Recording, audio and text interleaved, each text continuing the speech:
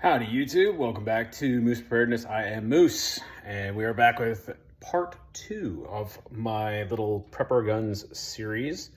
As I said on the first one, a tribute to Mel Tappan, and this time we've got kind of a fun one for you. So most folks, when they think of preparedness guns, they think of, I gotta get the most tactical rifle.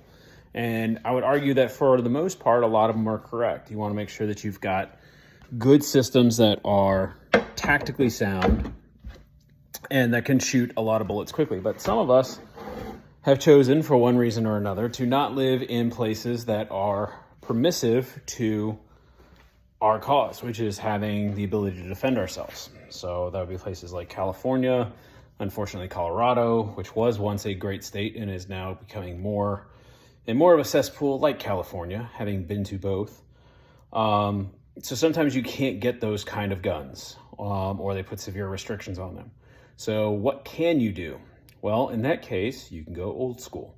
So one of my favorites to go-tos is the lever gun. So this is completely empty, but a lever gun. Why a lever gun? Well, it's 50 state legal, number one. Number two, they are inherently pretty resistant to jamming and messing up. I've never had a failure to fire or a failure to feed on any lever gun that I own.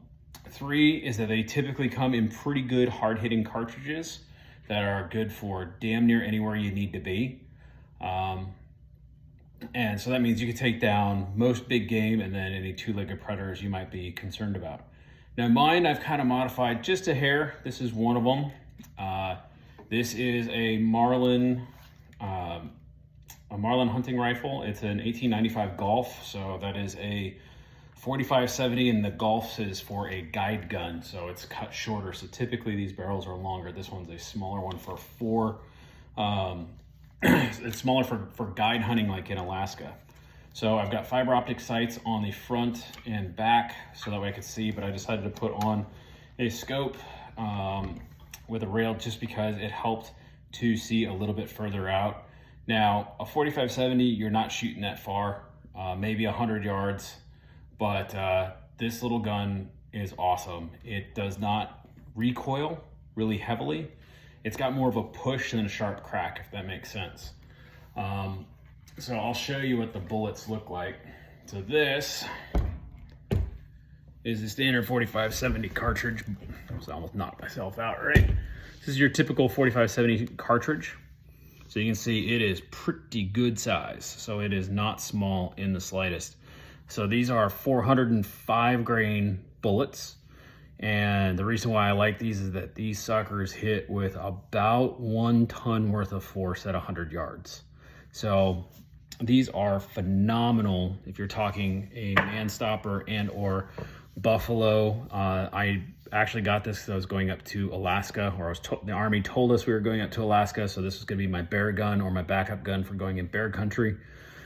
Because of that, my wife wanted to learn how to shoot it, and I'm worried it was going to kick the snot out of her, and she actually loves it. That's the reason why I still have it.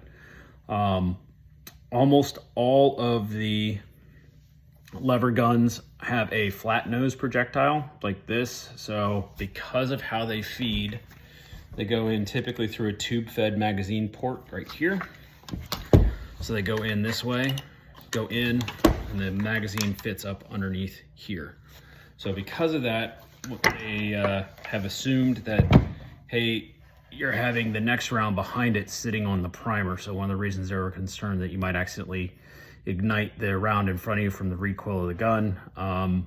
Levolution from Hornady, they have a polymer tip. They seem to have gotten past that. I will tell you that those rounds are pretty darn hot, meaning that they have a lot more oomph behind them. They do have more recoil. And then if you do reload like I do, like here's my reloading press behind us. We're actually on my reloading bench.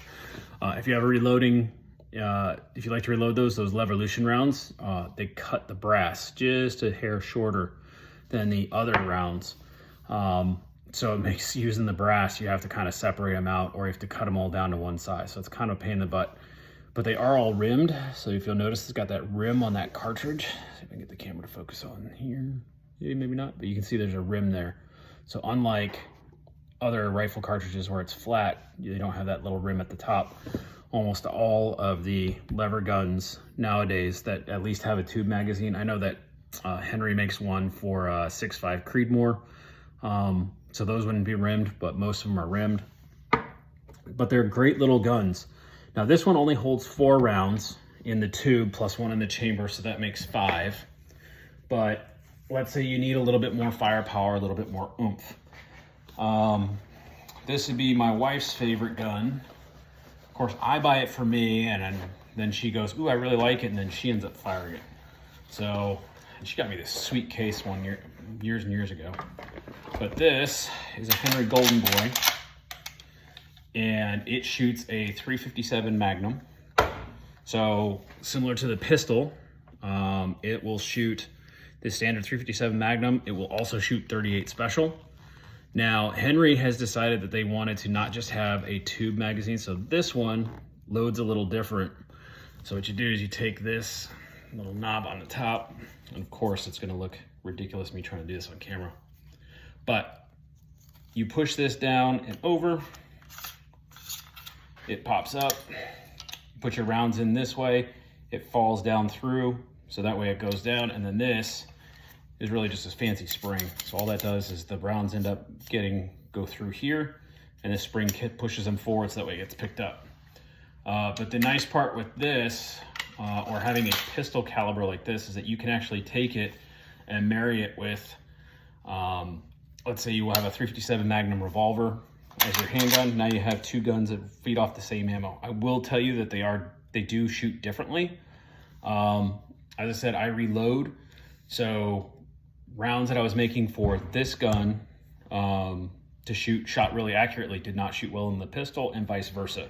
So that is something to consider. However, the cool part about having a gun like this is that you can get a lot of rounds in here. I want to say it was like 8 or 9, don't quote me on it, but that does give you quite the opportunity to have significant enough firepower to end whatever threat you need. Additionally, this one will go out to about 100 yards.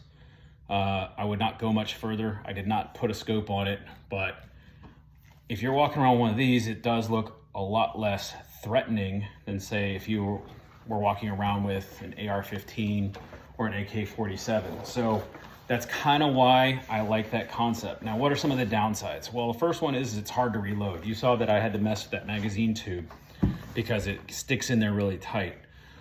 Additionally, it's hard, so if I'm shooting, running and gunning, bang, bang, and I run dry, I either have to rely on a side caddy here so I can do in route, or I have to pull them off of somewhere else. So I have to actually manually load these in every time I want to redo it, versus if you're doing, let's say, an AR-15 or an AK-47, you can drop the box mag out of it, so the box mag would drop out and you put another one in.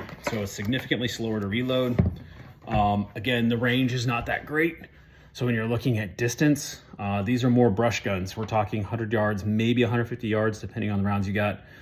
Again, there's the Long Ranger, I think by Henry, where it's got a box magazine and it works off of 6.5 Creedmoor. So obviously that's going to have a lot longer distance on it. But it's not technically a lever. I mean, it is a lever gun, but it's not the same as most of them. Other downsides to it, they're heavy. So all of these are made with wood, so solid wood, solid steel. There's no plastic or polymer parts. So they do have significant weight. And as I said in my other video with 22 long rifle, ounces equal pounds, pounds equal pain. So if you can imagine carrying this all day, every day, if this is your backup gun, as it was for going out into the woods, it's pretty heavy. And as I said, these bullets aren't light. So if you've got a 405 grain bullet compared to, I'll just show you because I've got these here. This is a standard 5.56 bullet. You can see the size difference. So if we're talking just the weight of the bullet alone, this is a heavy 5.56 bullet. This is 77 grain hollow points. These are my long range match rounds. So I'm not going to do too much math in public, but you're talking that projectile weighs 5 times more, give or take, closer to 6 times more, just on the projectile, not including the brass and the powder. So this one round might weigh as much as 4 or 5 of these complete rounds. So now you've got significantly less that you can carry because, again, these are heavy.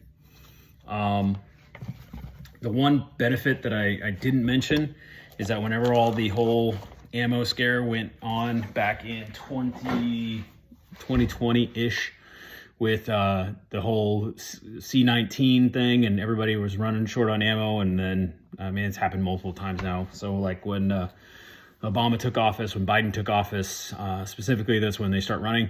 The cool part is that there was still ammo for these on the shelves, at least for the 45-70. There was some for the 30-30, which is another phenomenal lever gun cartridge. I absolutely love it. I've got one in the safe, but didn't bring it out.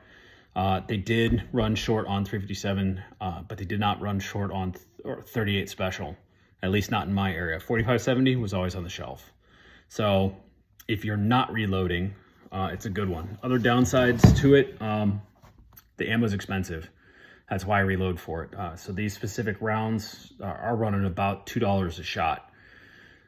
Bad if you're looking at trying to shoot a lot, but again, if you're talking capability, this is literally the same round that they used to put in the Sharps rifles and in the old time guns going after buffalo. So this will bring down a buffalo with no problems. Again, they use it frequently as a guide gun up in Alaska for Alaskan guides to go up and deal with brown bear, or grizzly. So this particular round is awesome. So you get a lot of oomph out of it. The problem is you don't get the distance and it's more expensive. So pluses and minuses, significantly less moving parts. But if these get boogered up, they're a lot harder to deal with. You have to figure out how to break it down, which can be a pain. Versus like an AR-15 is basically like an adult's Lego. So those are the pluses and minuses. Let me know if you liked it, if you agree with my call in terms of getting lever guns. If you have a lever gun, what's your favorite flavor? Have you taken anything with it, specifically animals, or what is your caliber of choice? So again, if I could only pick one lever gun, I'd probably stick with my 30-30 just because that one tends to point phenomenally well for me. And I've had great success harvesting game with it.